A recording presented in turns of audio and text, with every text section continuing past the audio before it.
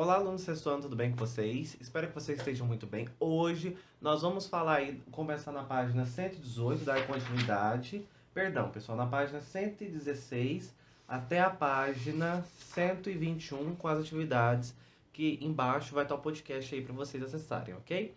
Então vamos lá então. Então na página 116 começa falando aí sobre a questão das pirâmides, como era feita a interna e a externa das pirâmides. Bom, é muito importante que vocês saibam que a cultura egípcia, né, no modo geral, ela tinha uma questão muito forte com a religião.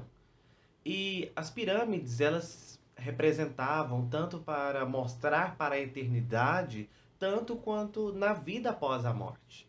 Porque eles acreditavam que em algum momento da vida, né, do pós-vida, o faraó, que no caso era o dono daquela pirâmide, ele iria precisar dos tesouros, das histórias. Então tudo era feito com muita seriedade, desde a mumificação até mesmo no processo de escrita de quem foi aquele faraó, contando toda aquela história. Então tudo é muito importante. Só dessas informações que eu dei para vocês, nós já destacamos duas questões já que estão lá na frente. Olha o papel importante dos escribas, porque eles tinham que interpretar de um modo, né, lógico, de vista que o faraó queria, né, a história dele. Então eram pessoas que estudavam, eram pessoas intelectuais, não poderiam ser leigos, né? Então tinha toda essa questão da preparação. Então, automaticamente, quando falar de pirâmide, você vai lembrar de grande túmulo, né? E que esse grande túmulo ele se refletia na, é, no caso, na eternidade. Aqui nós temos uma, né, pirâmide da antiguidade, nós temos uma pirâmide de, no caso dos Teotihuacanos, né? Seu nome é meio complicado, dá uma travada na língua, mas sai Teotihuacanos. E é muito importante vocês entenderem que há culturas diferentes em relação a pirâmides. Porque, por exemplo, uma que era mais voltada para o lado do sepultamento, tal, a outra já tinham sacrifícios feitos em cima.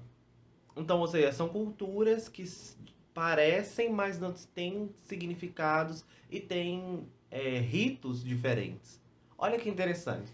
Dando uma. Indo agora para a página 118 e a página 119, fala sobre a questão do Tribunal de Osíris. Né, como vocês já sabem, nós falamos muito bem na aula passada que a cultura egípcia era muito religiosa. Então, ou seja, isso tudo se refletia desde a arquitetura, desde os hábitos, tudo era voltado para a religião. E é muito importante que vocês saibam que eles eram politeístas, como nós falamos na aula passada.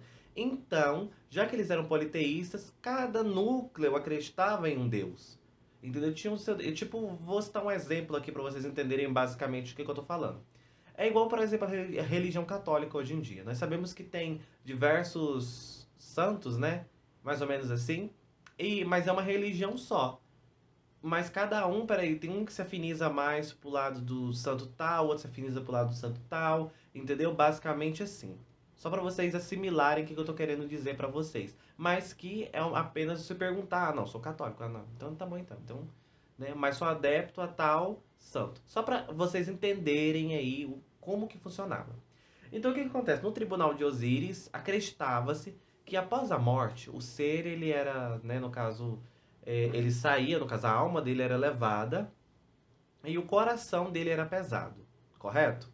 Então era colocado de um lado, isso no caso, né, da morte. Anubis era o deus do submundo, ele levava ele o morto, né, para a passagem, fazer essa passagem, e lá ele era julgado, onde o coração, se o coração ele pesasse mais do que uma pena, a pessoa ela não teria, digamos assim, ela não iria por um local bom. Agora, se caso o coração dela pesasse menos do que uma pena, iria por um local bom, entendeu? Então, só para vocês entenderem como que influenciava a questão da religião nos hábitos da sociedade. Por quê?